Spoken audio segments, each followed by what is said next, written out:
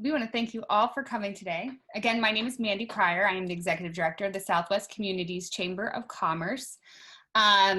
We are bringing you our Community Outlook 2020. This is probably the first time that, sorry, I'm like switching this around. This is the first time we've done it on a Zoom, so it should be interesting. We like to bring Joe Verduci. He is a former treasurer who still gets pulled in quite a bit of the Southwest Communities Chamber of Commerce. He's also a Bridgeville Borough Council member and a branch manager. I'm not sure, vice president of bank. Now he's gonna have to say his title because he's just getting higher and higher up there in the ranks.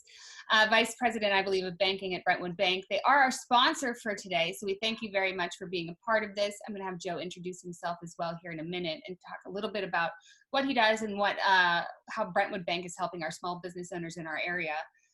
We also want to thank everybody for coming today. We have Joe Cower of Bridgeville Borough, Stephen Buter, Carnegie Borough, Kyle Talbot, Collier Township, Janice Adamski from Heidelberg. She will not be here today. Denise Fitzgerald, we're still waiting to see if she's going to be arriving. John Barrett of South Fayette and Matt Sarakowski of Upper St. Clair. Any questions that you have, say if Janice or Denise are unable to make it today, please feel free to send those to Mandy at southwestcommunitieschamber.org, and I will be able to forward those on so we can get all of your answers that you might have and get them back to you as soon as we can. So just a little background, Southwest Communities Chamber of Commerce. We are a 7-region chamber in primarily the South Hills. We cover Allegheny County. And we have been working with the Bridgeville Historical Society recently to find out more about our history, which has actually been very hard. Joe Cower, I know you've been on the job 3 weeks, so you have a complete historical background of the chamber and how its role started in Bridgeville. But we've expanded quite a bit, and we are so happy to have all of these municipalities as participants with us. So just to let you know, we began in 1929. That's what I just found out, 100% for sure. So 1929, we only have 9 years for celebrating our 100th anniversary as a Chamber of Commerce, which is pretty impressive. And through having a Chamber of Commerce, that means that's lots and lots of township and borough managers that have helped to expand our region, helped to grow our region. I mean, as you already know, everything has changed, the businesses have changed, the landscape's changed, but we keep thriving. So thank you all for what you're doing. You are an important role in history of not only the chamber, but of our community. So without further ado, I want to introduce Joe Verduci. He will be helping us to navigate all the communities today and all of the questions. If you do have a question this afternoon, let me see, I just want to make sure this is in the right view. If you do have any questions, please use the chat box at the bottom, and we will hopefully answer it either during or at the end, depending on the question itself. And if there's anything else that you need, please let us know. And all right, Joe, the floor is yours. Thank you so much for doing this as always, and thank you to Brentwood Bank for being a sponsor today. I'm happy to. Just one last reminder to try to mute your systems if you have the ability. Again, my name is Joe Verduci. I want to thank Mandy and the Chamber Board for allowing Brentwood Bank to be the annual sponsor for this very important event, especially with everything going on in our surrounding communities and with the pandemic. Based on Brentwood Bank being the community for years now and being able to offer all of your banking needs between deposits and loans, I wanted to focus on something else. As a community bank and an active member in this business community, Brentwood Bank's mandate is not only to help our customers effectively manage their businesses through customized banking solutions, but also educating them even on non-financial yet critical issues. The item I would like to talk about is security. We've witnessed a lot of different things going on in security. And as most of you know, I'm a sales guy, not a security guy. I know how to use a computer, but not what goes on behind the scenes. But working here at the bank, given the sensitive information we handle, we have no choice but to take security very seriously. So I wanted to share a few minutes to stress the importance of security, especially cybersecurity for your financial needs. We've increasingly connected to the internet through devices. Sophisticated hacking groups continue to go after even smallest companies using ransomware. The great example would be our chamber. Most of our members are in that category that they go and attack. An example I just read about was there were 8 computers owned by a Kentucky company that had to pay $150,000 to regain control of their business. How many of you would be able to handle that? A study found 71% of these cyber attacks, which is a large portion of our chamber group. The impact of sticking your head in the sand or ignoring cyber security can be severe. According to a leading data research organization, the average cost for a small business to clean it up after being hacked is over $500,000. And the Alliance, the Security Alliance, found that 60% of our small businesses are unable to sustain business after a cyber attack. So what can you do? Be proactive. We suggest, in just the business in general community, you need to take necessary steps to secure your computer, strong passwords, security tools like firewalls and virus scanning. And something that is very common in banking is the 2-factor authentications, using your cell phone while you're logging into your computer, making a phone call through that system.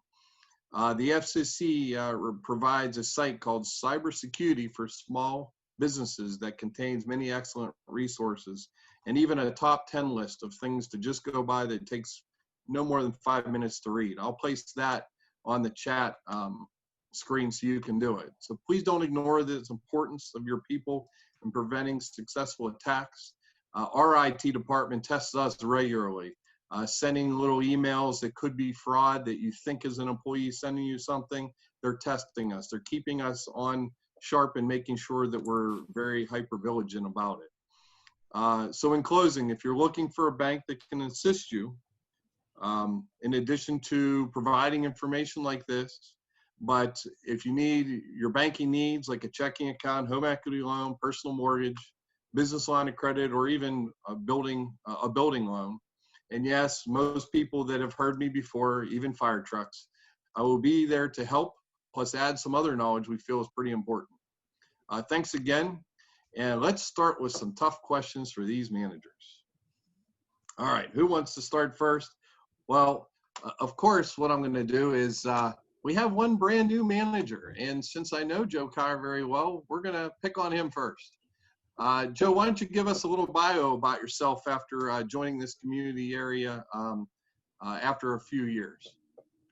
Thank you, Joe. Like you said, beginning of the meeting, I'm new to the job here. I started 3 weeks ago, so some of your questions I may not be able to handle, but if you guys shoot me an email at jcower@bridgevilleborough.com or call the office, I'll be able to help you. I may be new to the job here in Bridgeville, but I'm not new to the town. I've lived here in Bridgeville since 2008, so I've been a citizen for 12 years, and I sat on the planning commission here in Bridgeville up until this year, so I was on the planning commission for 8 years. So I got a good handle on what's going on in town. Before working here as the borough manager in Bridgeville, I served as the borough manager in Heidelberg for 9 years. I was the community's first manager, so some of you may remember me from when I would present here 6-7 years ago, representing Heidelberg. So it's nice to be back in the Chartiers Valley.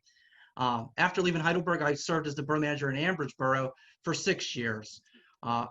Both myself and my wife are Chartiers Valley graduates. I grew up in Scott Township. I went to the University of Pittsburgh. I have a passion for public service.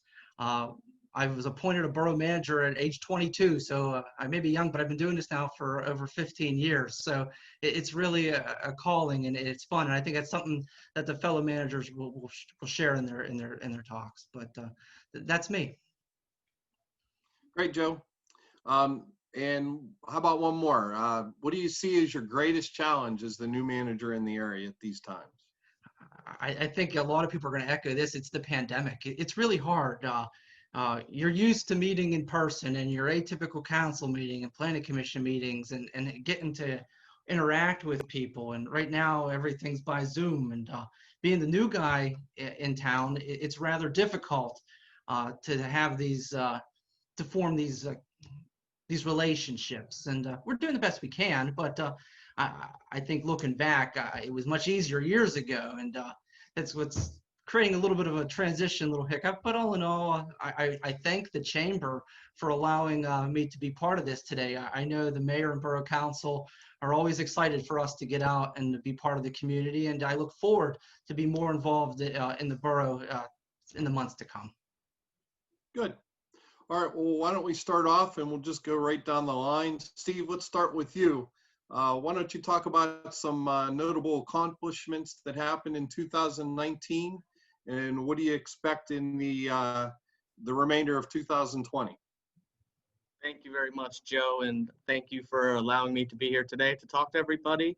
I'll just echo what Joe said. Things have been very difficult with the pandemic, so as of right now, some of the accomplishments that I'd like to go through are some of the grants that we were working on in 2019, which transitioned into 2020. So one of those would be we received funding through Active Allegheny, which would be for promoting a study along the railroad tracks in Carnegie Borough, which hopefully one day would connect into the Collier Panhandle Trail.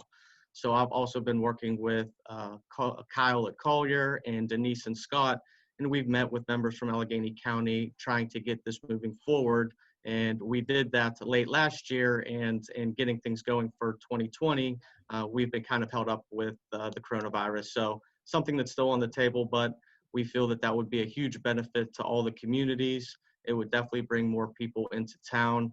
It would help with the transit-oriented development for the Carnegie Park and Ride. Most importantly, promote physical health. There's a lot of pros that would come from that. So we're looking forward to moving forward with that study here in the upcoming months and obviously into 2021. Another grant that we worked on last year that was noted was for body-worn cameras for our police department. Obviously, that's something that is a need nowadays, and it's something that could be very expensive. So we have received $10,000 in funding, and the police chief has been able to secure $10,000 in donation funding. So we'll be able to purchase 6 cameras that we'll be able to use for the officers. So as far as not having to put out any funds for that, that's been a big help with budgeting for this year.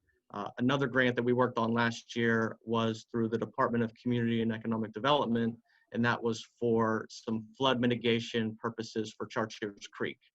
With a lot of the communities being surrounding Chartiers Creek and the flooding that we've had in past years, this is going to be a huge help to some of our residents that live close to the creek, as well as the business owners in the business district. So that's something that we'll actually be advertising for here this week, and hope to get that started here in the fall, where we can clear out anything that may cause any flooding or backup issues coming down from Robinson into Carnegie Borough. Another grant that we've been working on for this year that I'm sure a lot of other managers have been working on was we had funding to be a census hub and partner here at Carnegie Borough, which would allow us to support the census and give out basically marketing tools for individuals to sign up who may not be familiar with the census or just may never have done it before. So our goal is to try to get our numbers up as much as possible in order to benefit the community and surrounding areas. Also, we have recycling bins that we had received through Coca-Cola.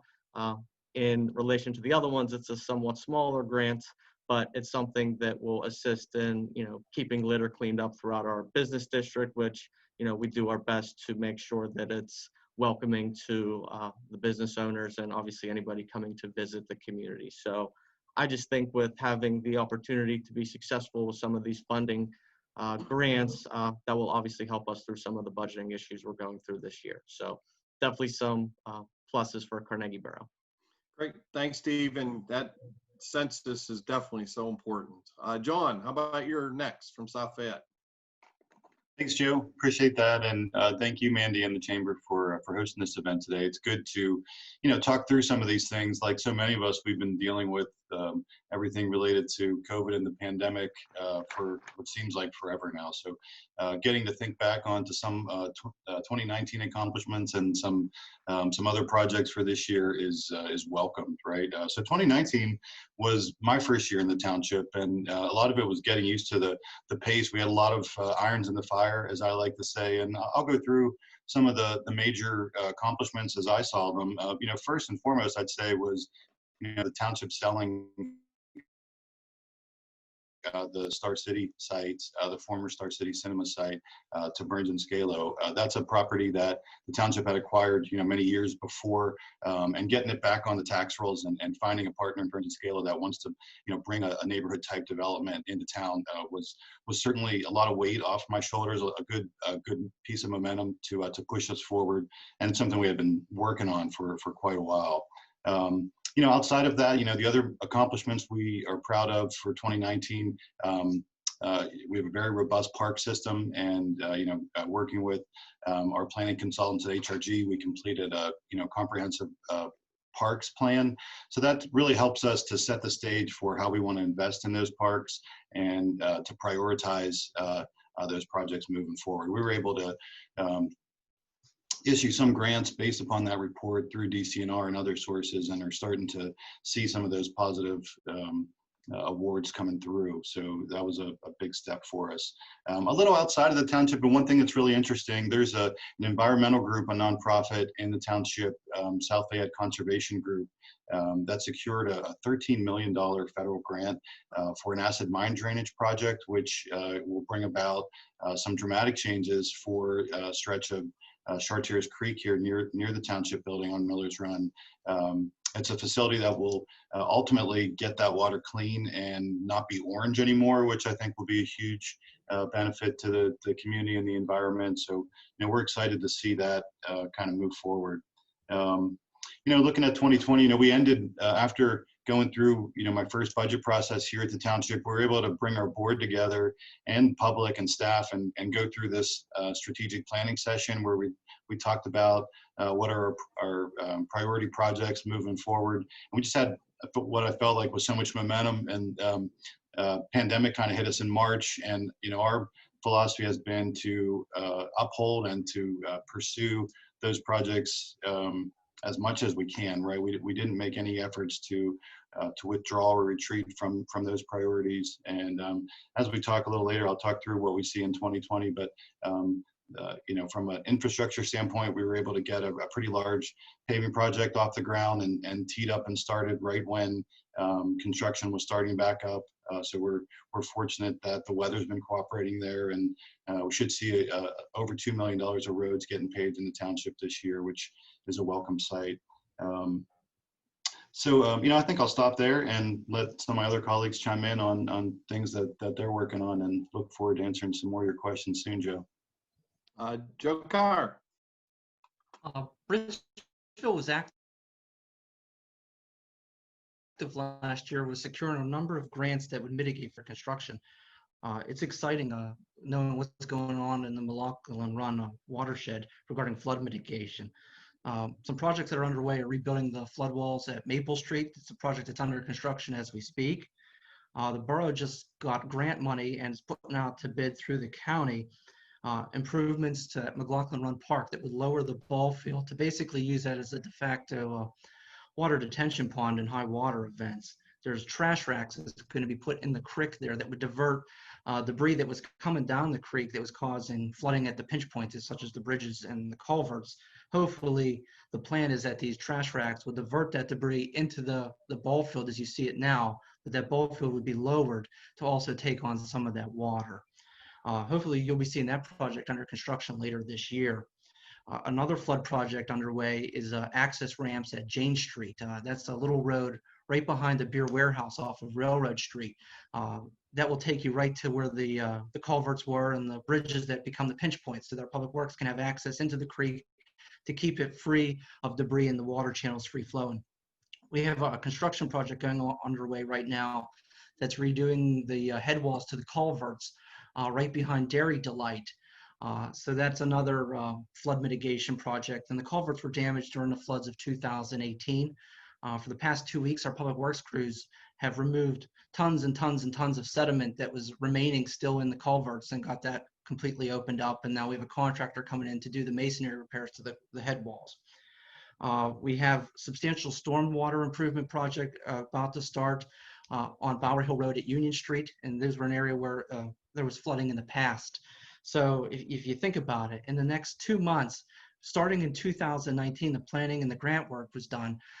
You're going to see actually hopefully the start of a long-term resolution to some of the long-term flooding issues here in Bridgeville.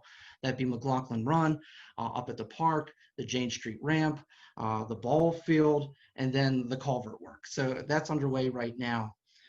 There's a number of road projects that just wrapped up and are underway as we speak. We're going to be constructing a parking lot here at the Borough Building.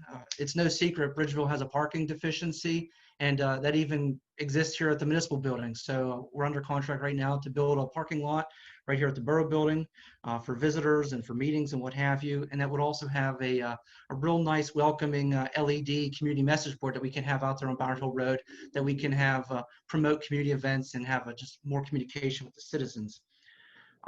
Another big thing going on in Bridgeville is park improvements. After 2018, Mclaughlin Run Park was kind of really hit hard, and it looks pretty bad right now. It's no secret. But the borough was successful in getting a substantial DCNR grant to do phase 2 improvements at Mclaughlin Run Park. So we're gonna have 2 projects underway there, one being the flood improvements that lowers and reduces the ball field. And then at the entrance to the park, the gateway is gonna be enhanced with new fencing, a decorative gate, landscaping, new access roads, parking lots. We're going to be putting in picnic pavilion pads. Hopefully we can get a pavilions going in next summer, if not later this year, and some site amenities. Council also completed some planning efforts to do improvements to Chartiers Park that we just completed, submitted grant applications for. So hoping moving into next year, you're going to see this mini renaissance coming about for park improvements within the borough. But also the big issue here is flood mitigation. How do we do this? So how can we be proactive to prevent that? And Borough Council and the engineers have been very diligent with coming up with plans to actually come with a solution. I know this is a big regional effort that we need to be working with our neighbors more, but a lot of the brick and mortar stuff is starting to be coming about here in Bridgeville right now. Great, thanks, Joe. Matt, you're up. Joe and Mandy, thank you very much once again, as echoed by my colleagues, for putting this together. I know we've, with the onset of the pandemic, we had to punt our original program earlier this year, but your efforts are greatly appreciated. I think a general theme that you're going to hear throughout our presentation today from all of the managers that are participating is our management through COVID right now, and how we're keeping our facilities up and running, how we're continuing to engage our residents and the public, and those challenges that are before us and will continue well into through 2020 and into 2021. As for Upper St. Clair, in 2019, we undertook several initiatives that continued into 2020. Unfortunately, many of those initiatives we had to hit the pause button on, but we are slowly bringing those back to the forefront again. First and foremost, our community and recreation center located in Boyce Mayview Park, we established a facilities implementation team made up of board members, staff, and residents appointed by the board. They were assigned the duty of taking the 2018 facility assessment report for the rec center and come up with an implementation schedule. A lot of work went into that process in 2019.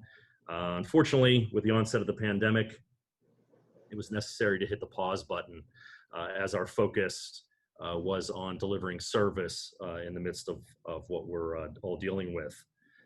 So we hope to reinvigorate that board once again as we move forward into 2021. Also in Upper St. Clair, as many of you travel through the area, you may see that we have several signal improvements that are underway. This is an ongoing theme that started back in 2018 and will continue into 2021. Completed recently is the southbound section of Route 19. This is a project through PennDOT where they are upgrading all their facilities, stormwater, paving, and then we're adding upgrades to the signals and crossings as well too. So you'll see a lot of decorative mast arms going up throughout the area. This will continue into 2021 up to our border with Mount Lebanon. Also in 2019, we initiated a study of the Township Municipal Building as we have now inherited the school district wing of our municipal building. So we began the process of hiring an architect, bring him on board, and doing a study of our needs now and into the future. That was another project that unfortunately we had to hit the pause button, but we hope to start that up once again here moving into 2021. Along Morton Road, for those of you familiar with Boyce Mayview Park, our 490-acre, 500-acre park, we're working on some of the final phases of the perimeter trail that will completely encompass the park. Currently, contractors are working on 2 phases. We have 1 phase left that will include partial realignment of Morton Road, and that is to come in 2021. But that is an ongoing project that we're very proud of, and will be the final phases completing the entire loop of the park. And one of the other areas that we have continued to work on for 2019 into 2020 that's going to affect everyone within this group is the administrative consent order. This is the sanitary sewer oversight of DEP. I sit on a committee, actually co-chair a committee that represents the 83 communities in Allegheny County, and we are into almost year 2, going into year 3 of negotiations with DEP. We hope to have a document in draft form from DEP that will be sent out to all the communities that have oversight of Alcosan, so we'll have more to report on that. And again, as I began, a lot of the themes that you're going to hear from this group is how we continue to manage through COVID, the things that we have been able to accomplish, the things that have been had to put on the side, but the services that we've worked on to continue to deliver to our residents, such as keeping our pool open or providing summer rec services. Those are going to continue to evolve as we move into the fall, and as school districts are making decisions on whether they're going to be operating remotely, whether the kids are going to be in class, whether it's going to parents asking what type of services are we going to be providing through our recreation programs if their children are at home working remotely. So those are things that we're constantly working on and trying to evolve as we move through this. So, but thank you. Okay, Matt. And Alicia, or Mandy, I wanted to let you know, Alicia from Scott Township is here. So Alicia, Kyle, why don't you go ahead first, and Alicia, if you're ready, we'll get you after Kyle. Thank you. Hi, Alicia. Thank you so much for joining us to fill us in on everything. Thank you for having me. I appreciate it. All right, so we are going to have Kyle. You are up next. Okay, thanks, Mandy, and thanks for hosting this, Mandy, and Joe, thanks for hosting. And thanks everybody for attending. I think it's really great to see so many people taking time out of their busy days, and we're all, I think, at a point where when we've got 15 to 20 Zoom meetings a day or a week, it shows that your commitment to, kind of figuring out what's going on in our local region. That's really important. 2019 and 2020 for Collier Township could probably be summed up with one word, and that's development, both residential and commercial. We've really been growing and expanding, and it's pretty exciting time in the township from a commercial and residential standpoint. I do want to touch base quickly. We talk about COVID and that being one of our biggest challenges and struggles right now. If you do know, or if you don't, obviously a lot of what the local municipalities rely on in terms of revenue comes from tax dollars, whether that's real estate tax, business privilege, earned income, sales tax. Those are our big revenue generators, and we're still learning how COVID-19 is affecting our ability to secure some of that revenue. So similarly to my colleagues and my peers, we've had to pump the brakes on a few projects we really wanted to see kick off in 2020 and redetermine what our focus or outlook in 2021 is going to be as we start the budget process in the next few weeks. That being said, a lot of great things happening still in Collier. In 2019 and into 2020, you're going to see a lot of new businesses, especially along the Route 50 corridor, start popping up if they haven't already. If you've been down to the Chartiers Valley Shopping Center, you'll notice that we've got a brand new PA Wines and Spirits premium collection store. We've got the Driver's License Center located back by the theater. We welcomed Planet Fitness recently into that shopping center as well. And it continues up the street into Great Southern Shopping Center, where we're going to be welcoming a new Chase Bank. That's a new construction actually in the front parking lot area adjacent to the Wendy's. So we're looking forward to them coming on board. And if you continue even further up Route 50, and this is probably the project that's gotten the most attention, and that's our Sheetz convenience store and gas station that's being built on the corner of Steen Road and Route 50. I know there was a lot of rumors going around that they had pulled out of that site because they had kind of killed construction for a while. But fortunately, that was just due to an easement disagreement between them and the water company. They've recorded all their necessary easements and they're back to work. So we're excited to have them opening later in 2020. Away from the commercial side into the residential side, we've got a lot of really great residential developments that are still continuing to add both single family and townhomes to Collier Township. Settlers Point out by the northern portion of the township and Settlers Cabin. Almafi has kicked off another phase that's a part of the Miranda Tuscany Ridge plan. And then also not to forget about our Parkside development, which is actually adjacent to our community center and our main largest park in the township. A great location if someone's looking to have walking trail access to our community center. That's just to touch on a few of the development things that we have going on. Obviously, our board made, I think, the right decision to continue to provide as many services to the township as we can on a restricted budget. We still have our capital investment plan in place. We're still paving roads this year. Probably most specifically, we're finishing Ridge Road, which is again on the northern part of the township. And that's a big feeder road between 376 and our Centennial Point development as well. So we're excited to have that finished up later on this year. Last but not least, we also, administration of our sanitary sewer, what used to be an authority is now under township control. So we no longer have the Collier Township Municipal Authority. It's now run and managed by our administrative staff. We really see this as a great opportunity to provide even more exceptional services when it comes to wastewater to our residents and our ratepayers. So yeah, things are really progressing nicely here in Collier. Excited to be a part of it. And again, I'll be happy to answer any questions that folks have as we move on through this. Cal, you forgot one other rumor, and I'm not even going to touch it, but everybody knows that rumor down we're in front of the Kmart. I'm not going to even address that right now. Alicia from Scott Township, why don't you go ahead? Thank you, Joe, and thank you, Mandy, as well.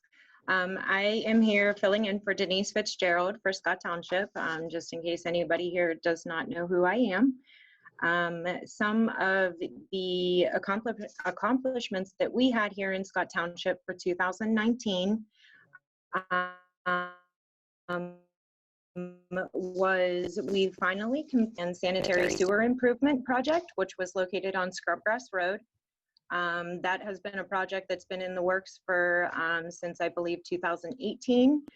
So we have finally completed that. The project was awarded February of this year, and all of that work has been done. So that is good news. that it's finally completed and we're moving forward. Another item that we had as well this year, we ran into a emergency sewer repair on Worcester, and we were able to get that work done pretty quickly as well.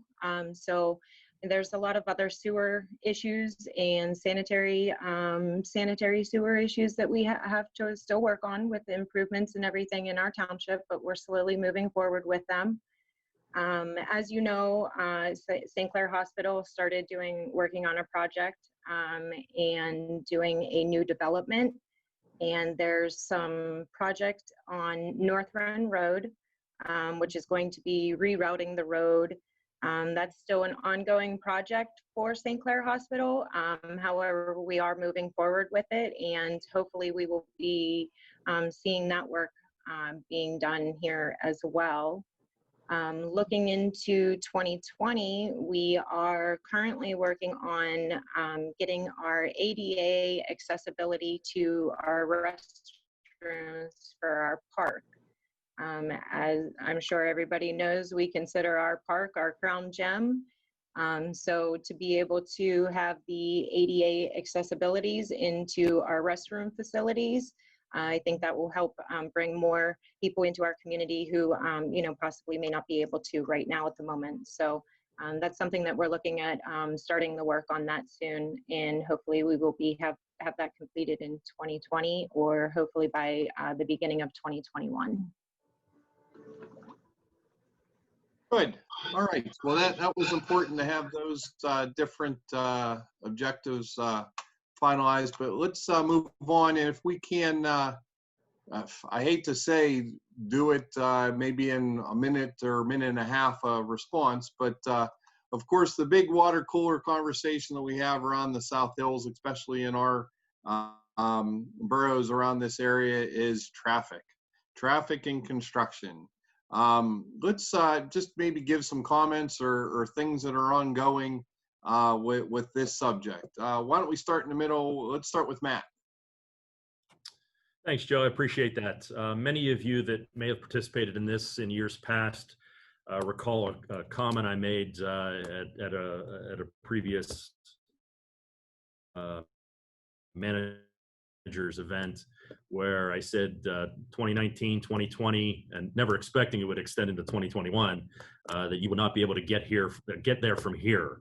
That you would see transportation improvement projects throughout our region, and that is occurring here in Upper St. Clair. For those of you that travel the Mclaughlin Run area and Route 19, as I touched upon earlier, and PennDOT's project that's currently underway that will continue to 2021. Utility companies have started with the Mclaughlin Run, Lesnett, McMillan Road roundabout project. Utility relocation is underway, and this project will continue in a 6, possibly 7-phased approach. There will be no road closures, and that entire intersection will be reconstructed. The conventional signal will be removed, and a roundabout will be installed. So that's one of the larger ones. I don't want to take up a bulk of the time. We have a couple other projects that are underway in Upper St. Clair, but we might be able to touch upon those later. But that's one of the major ones that has initiated. Okay, Kyle, why don't you go ahead and start? All right, thanks, Joe. And obviously being in Collier and me focusing all my time on the commercial development along Route 50, you probably think I'm going to talk about Route 50, but I'm not.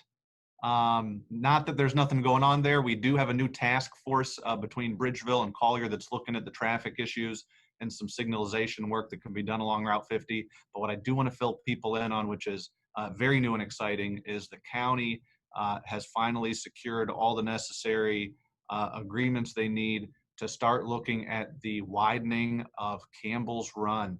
If you've ever been over to the northern part of the township, again off of 376, between it's about Kiner's Lane and just up from where Bishop's Corner Cafe is located, they're going to widen Campbell's Run to allow for a dedicated turning lane in the center. They're going to make that intersection by the cafe a true 4-way signalized intersection. So traffic will be able to freely move about if you need to get onto 376, or if you need to access that business park that sits on top of the hill in Robinson. It's going to be a pretty significant project, obviously, with they've got about 15,000 cars a day that travel just through that corridor alone. And if you've ever sat in traffic there, you know how difficult it can be. So, we're excited for the project, partners with that. Like I said, probably get started here in earnest come spring of 2021. And there will be some project, but those probably won't, and the county has assured us that those will be minimal. So exciting news happening on the other side of the township. We look forward to improving traffic along that Campbell's Run Road corridor as well. Alicia, do you have anything else to add as far as Scott Township and traffic? You guys don't have traffic there, do you? Not really. I mean, we just got done awarding our 2020 road program, and we'll get that started here hopefully in September.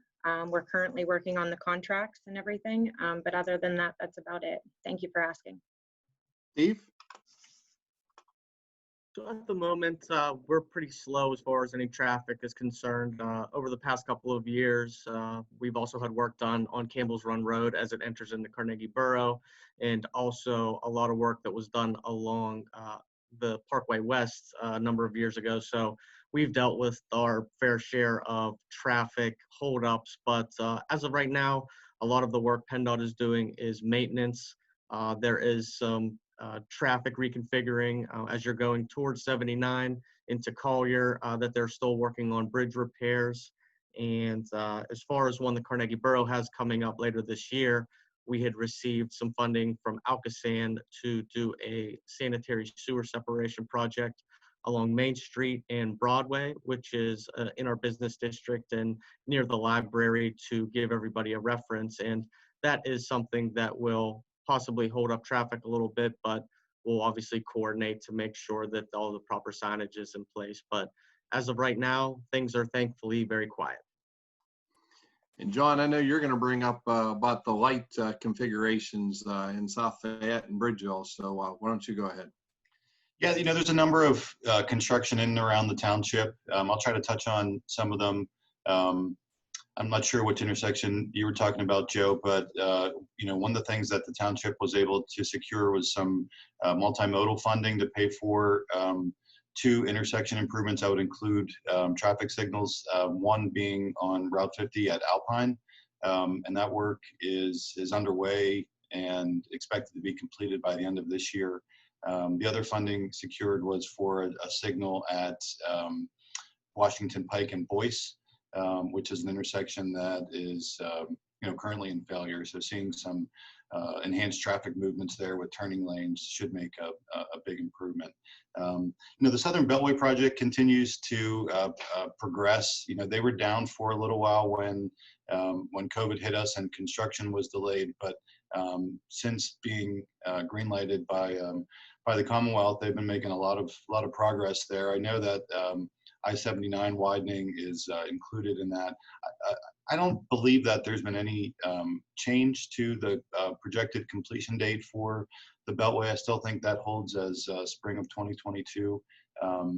But the way that they're working, it wouldn't surprise me if they beat that. Now, that probably would have been a chance that increased if we didn't have any delay. But given the weather we've had and the pace that those guys have been working, it kind of amazes me to see how fast they're going through there. You know, the other project that I know is maybe Joe has some intel, but the bridge at Chartiers and Washington Pike, that's a PennDOT project, and initially that was scheduled to be let this fall, August of 2020, with you know, construction to start in spring of 2021.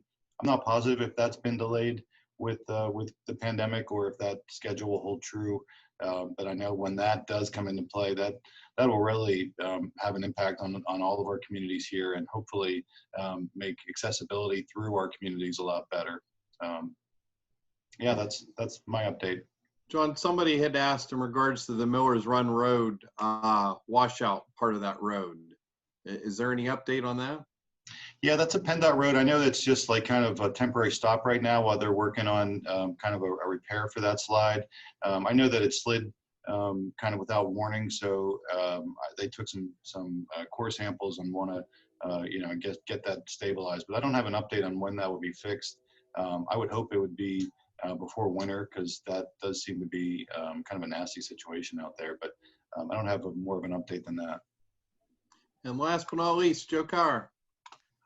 I'm pretty much echoing what John was talking about. The big project for traffic in Bridgeville is our southern gateway, the replacement of that the replacement of the current bridge for 7-lane bridge.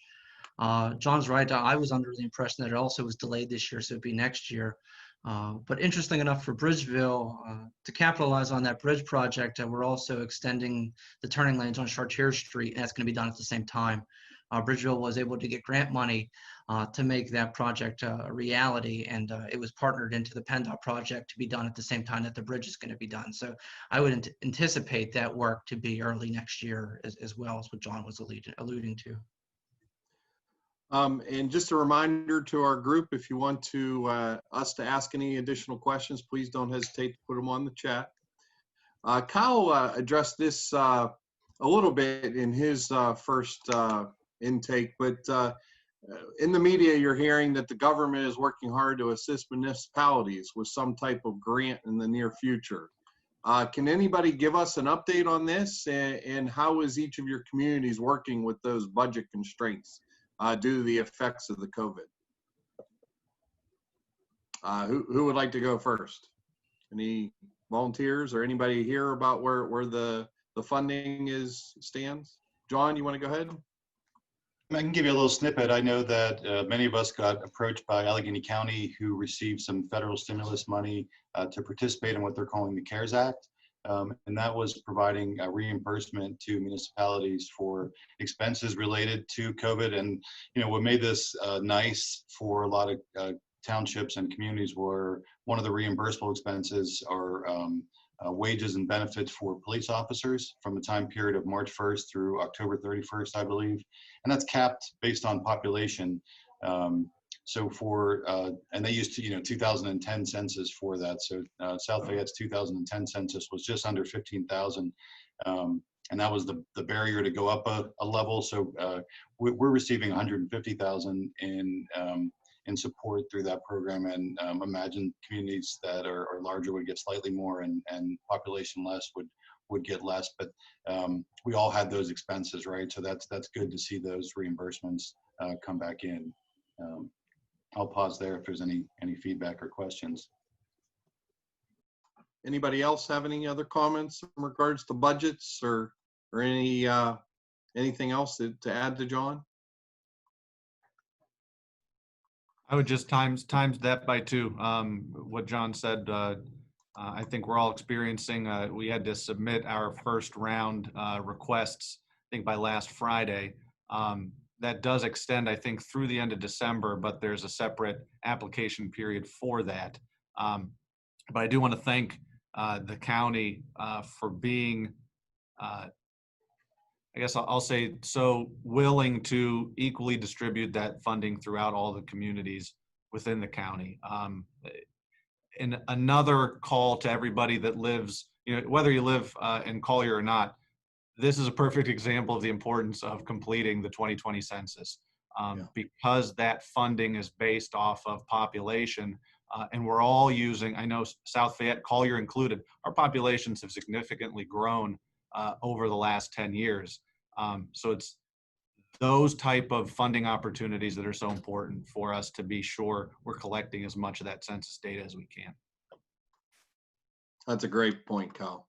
That's what I've been preaching at a lot of our council meetings too. It's really, really important. Back on traffic or construction, somebody had placed on the chat, there's a switchover on I-79 is tentatively scheduled for Thursday, August 20th, sometime between 8 p.m. and 6 a.m. So see, we even get information outside of the manager. So thank you. Okay, we're getting close to finishing up. So why don't we go by? You have a lot of salespeople that are in the crowd today. And we always like to give elevator speeches. Well, let's turn it around and have the managers give an elevator speech on something unique in your community that you might want people to know about, and maybe convince businesses to consider locating in your community or becoming your home in your community. Let's start off with, who haven't I started? Let's start off with Leisha first. No pressure. None at all. As you know, and I stated before, our park is our crown gem. We have community-oriented events that we hold at our park, such as our Oktoberfest, winter holiday celebrations, and as well as our 4th of July celebrations, just to name a few. And these events allow for the residents of our community to come and enjoy some fun for free. And it also gives the small businesses within our community the ability to interact with our residents, and also gives our residents the ability to, check out what the small business has, whatever it's selling, whether it be clothing line or taste samples of their food and everything. So that's one of the items that I think would, help bring in other people from other communities. Okay, Steve, why don't you go ahead next? Thank you, Joe. One of the things that I would just like to focus on is the accessibility to Carnegie. We're so close to the airport, we're close to downtown. So as far as the accessibility goes and people being able to get here in a short amount of time from anywhere in the South Hills and surrounding areas, that's obviously a big selling point in my opinion. Of course, I would like to focus also on our main streets. We're very fortunate where we have a main street that is made up of storefronts, second, third floor buildings. So as far as if somebody's looking for that type of atmosphere, having the parking to support that, that is obviously, I believe, a big selling point. And I believe that that has done a good job as far as our Carnegie Community Development Corporation and the Building and Business Owners Group being very tight knit and people utilizing the resources of what people have as far as what their businesses offer, and everyone utilizing each other in town and promoting that. I believe that that's something very important to have. So I think that as far as Carnegie growing and continuing to get in new businesses through this pandemic, we've been very lucky to not lose anybody at this point, but add to what we have to offer. Okay, thank you, Steve. Kyle, you're up. Just working on you my off guard, or did you want to? composition. No, I was going to write a song, but I don't have all the We'll lyrics postpone you then. I guess no, I'm joking. Obviously, all being in the South Hills, we are blessed to be so close to downtown, the airport, the I-79 corridor. We could talk about that all day. I think what Collier brings to the table that's unique is our ability for responsible growth. I mentioned this last year, and we're still working through the details of how we can better promote the businesses that work in Collier Township. And we ask that they actively try to show their pride for being in Collier. Collier loses its identity a bit because we don't have a postal code. And we share that with our neighbors. Not a problem, but we want our businesses to be as proud to call Collier home as we are to call them members of our community. So we're working on a project right now to highlight local businesses that do work and play in Collier Township. And we should have something more concrete by the end of the year. The last thing that I would say to draw anybody into Collier Township is the Grist House. I didn't mention this earlier, but Grist House Brewing is moving out their production facility to Collier Township.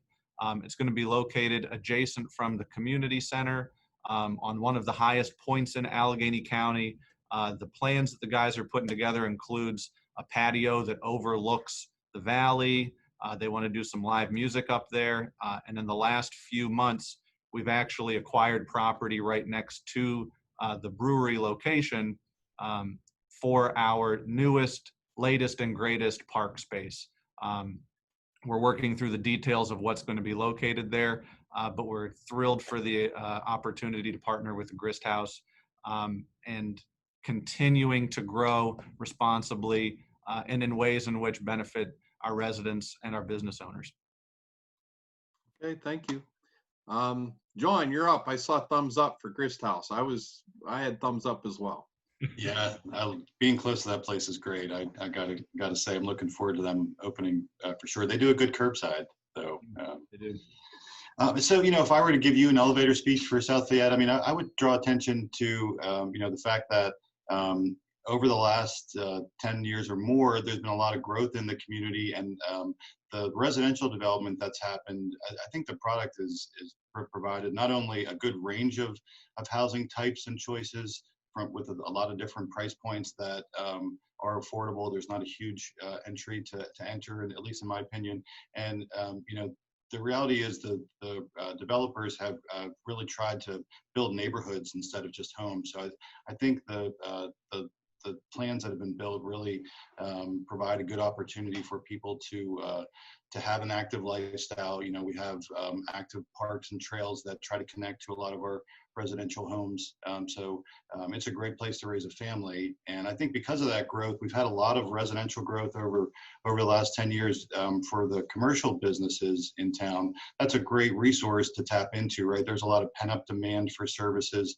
There's a lot of people that live in South Fayette that are professionals that have, an income they're looking to spend. And I think that the small business owners and the retail establishments can bounce back in this environment because of the stability of our neighborhoods. And like a lot of our other communities you've heard about, transportation and access as being really a selling point. And I think for South Fayette, that is really on the upswing, right? I mean, we mentioned the Southern Beltway that will connect us to the airport and to Washington County even further.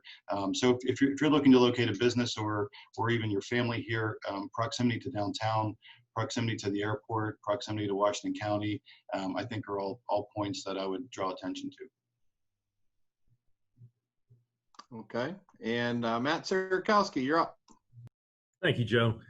As many of you are aware, Upper St. Clair is a predominantly residential community, but in our larger commercial district, we have seen an uptick in redevelopment over the last several years, specifically with respect to the Sienna development, the former Consul site, the addition of Whole Foods to Upper St. Clair, and a tremendous amount of redevelopment in the Fort Couch Route 19 corridor. We are proud to note that we have been working with Simon Properties on the South Hills Village site. And while through this pandemic, as I highlighted, many things were put on pause, working with Simon, they have informed us they will be proceeding with the redevelopment plans for the mall property. This will include the demolition of the Sears property and redevelopment in and around that area. Other portions of the project may still be on hold at this moment, but we're looking forward to continue to work with our commercial property owners in that area as we see this improvement and redevelopment.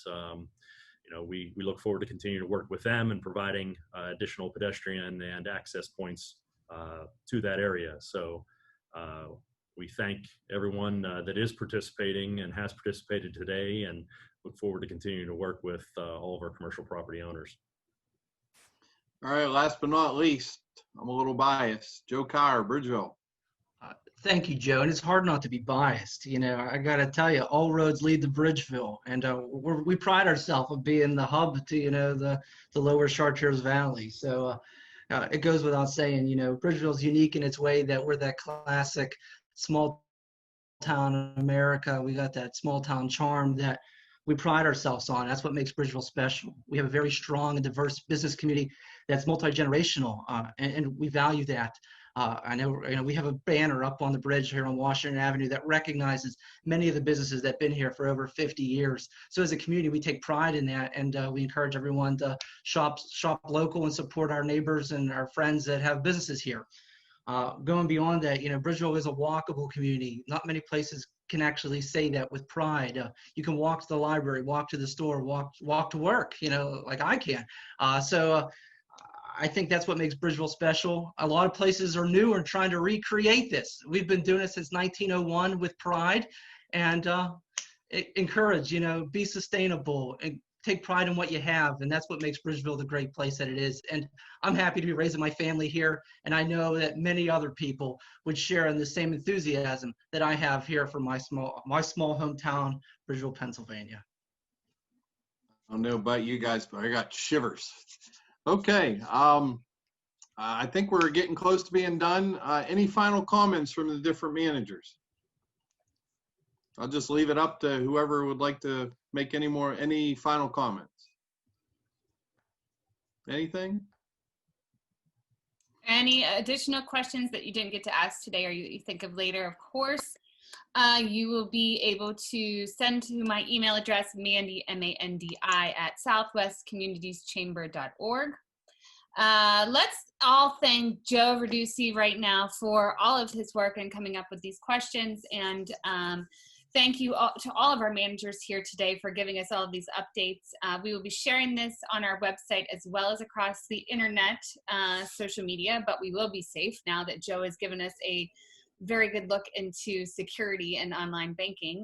Anybody who needs online banking, especially secure online banking, which is so important, please think of Brentwood Bank and Joe Verduci, our sponsor for this afternoon. Just a few things from the chamber. Mandy, I have one other thing if I... Sure, go for it. I just wanted to mention that Brentwood Bank over the last few weeks has been running a program that's financially challenging for families with people struggling for food, not only on their table, but food for their pets. It's one of the things that we have a lot of pet owners and a lot of employees that wanted to put this program together, and we're collecting pet food until the end of September at all of our branches and some participating businesses. If any support or anything like that to promote it through your social media, it'd be greatly appreciated. I put the website over on the chat as well to get more information. But sorry to interrupt, man. As my dog's at the groomer right now, I appreciate it, because if I was in need for my puppy, I don't know what I'd do, because I eat way too much of my own food, so I don't know if I could give that up. So please think of the South Fayette Brentwood Bank location is located behind the get-go, if you didn't know, around the corner from Aldi's. So please stop by there with any extra pet food you might have, or stop at Aldi's ahead of time and grab some, bring it over. Just letting you know a little bit more. I won't let you know what's coming up for fall. I have 3 great things on the table. It's all a secret, and you'll have to stay tuned to our newsletter. We have a newsletter. If you go to our website, you can sign up to find out first what we have for programming for fall. Some of it may come up really fast, so make sure you sign up sooner rather than later. We do have virtual networking next week. It is free for our members, $5 for non-members. We have our continuing raffle. We also have our brand new Blast-A-Biz. This is taking place all over our chamber.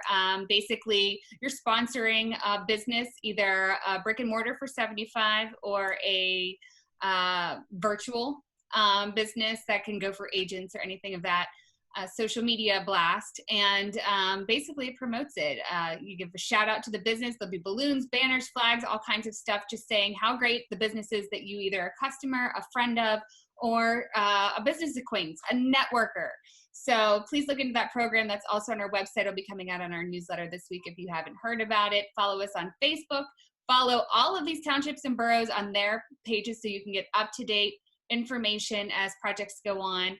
Thank you so much to all of our township managers, our mayors, our essential workers, our first responders, our business owners, our members, and even the Friends of the Chamber. COVID-19's been here for quite some time. You guys are doing great. Every day is a challenge. It's something new, and I think we're all coping pretty well considering how great the turnout is today, how great the information and the projects are still going on. So thanks so much for being here. Thanks again, Joe and Brentwood Bank, for helping me out today and taking all of the weight off my shoulders. We look forward to seeing you in the fall. So thanks a lot, everyone. Don't forget to join us for virtual networking.